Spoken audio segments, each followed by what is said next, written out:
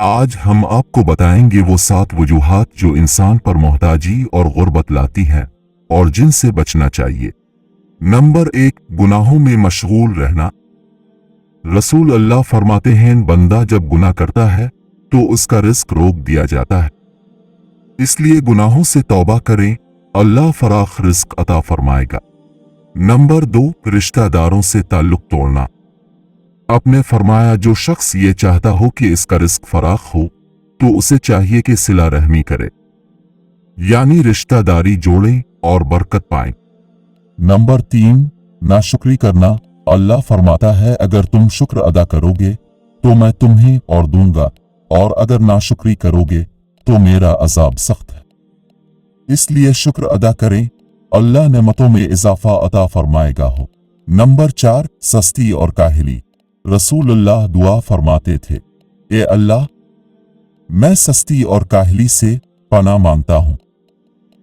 मेहनत करें, अल्लाह बरकत डालेगा। नंबर 5, अमानत में खियानत और झूठ बोलना। रसूलुल्लाह फरमाते हैं, सच बोलो, अमानत अदा करो, तुम्हारे रिस्क में बरकत होगी। सच्चाई और दियानत रिस्क बढ़ाती है। नंबर 6, ज़कात ना देना। अल्लाह फरमाता है, जो लोग सोना चांदी जमा करते हैं और अल्लाह की राह में खर्च नहीं करते, उन्हें दर्दनाक अजाब की खुशखबरी सुना दो। इसलिए ज़कात दें, माल में पाकीज़गी और इजाफा होगा। नंबर 7, नमाज में सस्ती करना। अल्लाह फरमाता है, तबाही है इन नमाजियों के लिए जो अपनी नमाज से गाफिल हैं। नमाज अदा करें, रिस्क और बरकत पाएं।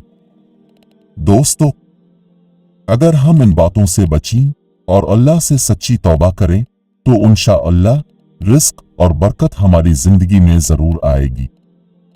अल्लाह हम सबको नेक अमल और पाकीज़ा रिस्क अता फरमाए।